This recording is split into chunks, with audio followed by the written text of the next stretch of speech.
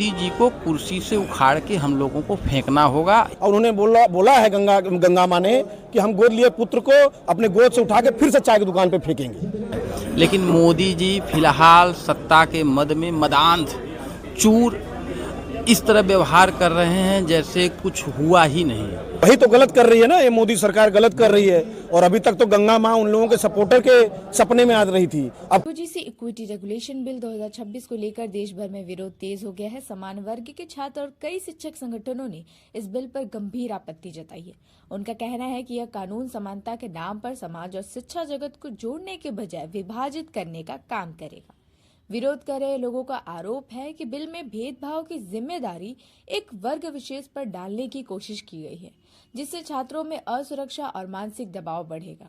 उनका मानना है कि विश्वविद्यालय हमेशा से योग्यता और समान अवसर के केंद्र रहे हैं, लेकिन नए प्रावधान इस मूल भावना को कमजोर करते हैं। आलोचकों का यह भी कहना है कि भारतीय न्याय संहिता 2023 में पहले से ही भेदभाव से जुड़े मामलों के लिए कानून मौजूद है। ऐसे में अलग से समता समिति बनाने की जरूरत नहीं है। खासकर समिति में सभी वर्गों के प्रतिनिधित्व और झूठी शिकायतों पर कार्रवाई न होने को लेकर सवाल उठ रहे हैं।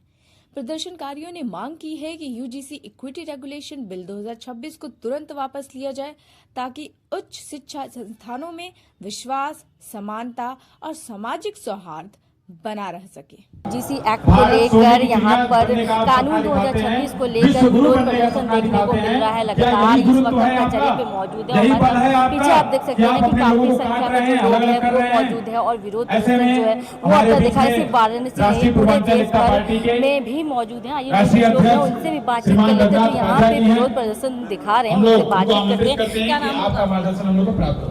जी बताइए। जानना चाहेंगे आज क्या कुछ विरोध प्रदर्शन आप लोगों की तरफ से? आज यूजीसी 2026 जो कानून बनाया गया है ये विध्वंसकारी कानून है, काला कानून है, ये सरिया कानून है। ये कानून वापस हो, उसके लिए हम लोग आज सुबह से ही धरने पे बैठे हैं। और ये काला कानून जब तक वापस नहीं होगा तब तक हम लोग आंदोलनरत रहेंगे। क्या मांग है आप लोग? हमारी सिर्फ एक मांग है, सिर्फ एक मांग है कि ये काला कानून वापस हो, दूसरा कोई मांग नहीं है। और क्या कुछ कहना चाहेंगे आप आज के प्रदर्शन को? हाँ बिल्कुल, अगर कोई भी कानून इसलिए बनाया जाता है ताकि सभी वर्गों को सुरक्षा मिले और समाज में समानता बना रहे। लेकिन एक ऐसा कानून बना के कि एक वर्ग को आप पूर्ण रूप से सुरक्षित कर दे रहे हैं और दूसरे वर्ग को पूर्ण रूप से आप ऐसे जगह खड़ा कर दे रहे हैं कि वो हमेशा शंका की दृष्टि से देखा जाए और उनके खिलाफ सामने वाले के हाथ में अपने हथियार पकड़ा दिया है। और कहीं ना कहीं आपस में ही मतभेद खड़ा हो रहा है इस एक्ट की वजह से।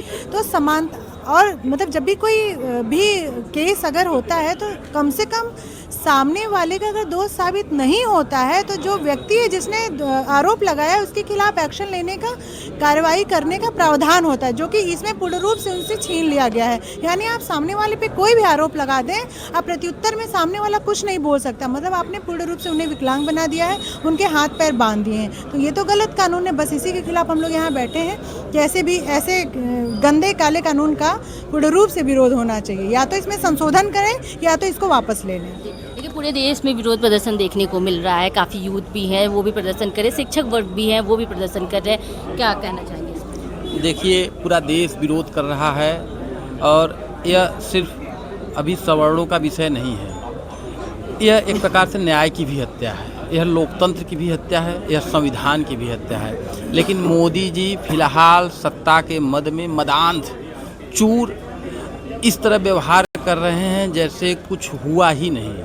अभी देश भर में वो कार्यक्रम कर रहे हैं, कहीं जा रहे हैं। अभी मन की बात किए, देश के मन की बात क्या है उसमें उन्होंने इसका एक जिक्र भी नहीं किया। जबकि मन की बात कार्यक्रम के होने के पहले भी उन्होंने जितने कार्यक्रम किए सोशल मीडिया पे पड़ा उनका, उसमें सारे लोग कमेंट में यह बराबर डाल रहे थे कि यूजीसी पर बोलो, यूजीसी पर बोलो। लेकिन अभी तक मोदी जी चुप है। उसका एकमात्र कारण है कि मोदी जी अब सत्ता के मद में मदांध हो चुके हैं। अब मोदी जी को कुर्सी से उखाड़ के हम लोगों को फेंकना होगा। यदि वो मान जाते हैं तो ठीक, उनको एक जीवन दान मिल जाएगा, और नहीं मानते हैं तो उखाड़ के फेंकने के अलावा कोई विकल्प है नहीं।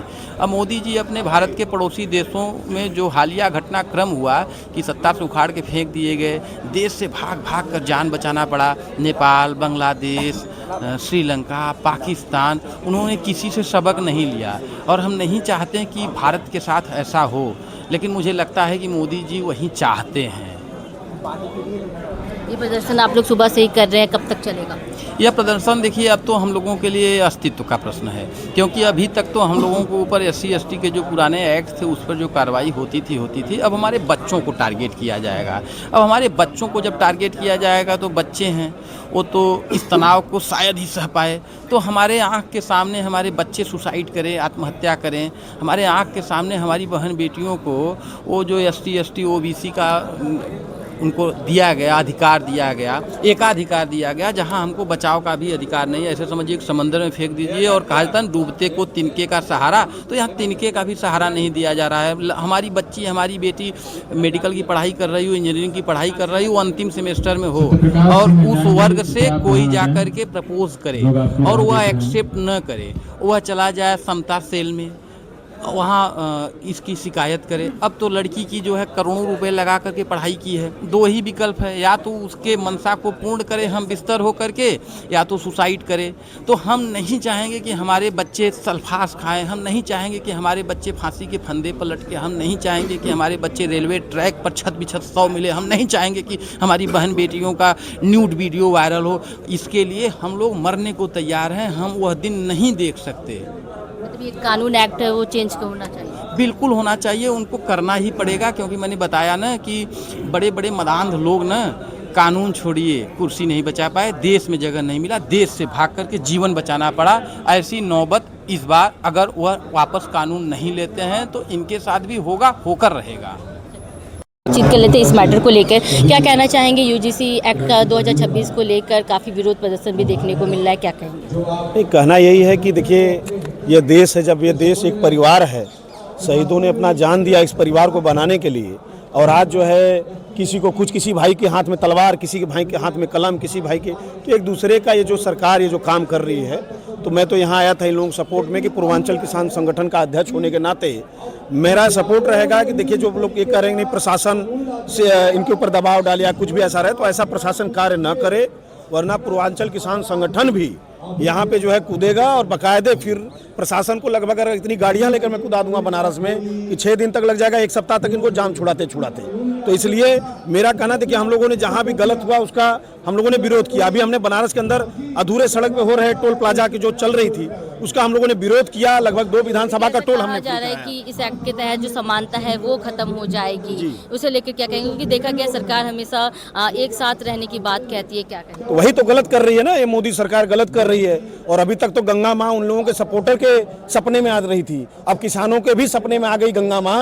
और उन्होंने बोला है गंगा माँ ने कि हम गोद लिए पुत्र को अपने गोद से उठा के फिर से चाय की दुकान पे फेंकेंगे। इस बार पूर्वांचल किसान संगठन भी इनके सपोर्ट में है कि अगर इन लोगों के साथ कोई प्रशासन का आदमी कुछ भी अगर इनके साथ कुछ गलत या कोई भी दबाव डालता है तो किसान संगठन भी एकदम इनके साथ खड़ा है। भी है, शिक्षक भी है, सौ समाज के लोग हैं, लगातार प्रदर्शन सुबह से ही देखने को मिल रही है। और ऐसे ही उनका कहना है कि जब तक यह कानून जो निकाला गया है UGC कानून 2026 का वो चेंज नहीं होगा तब तक वो प्रदर्शन करते रहेंगे।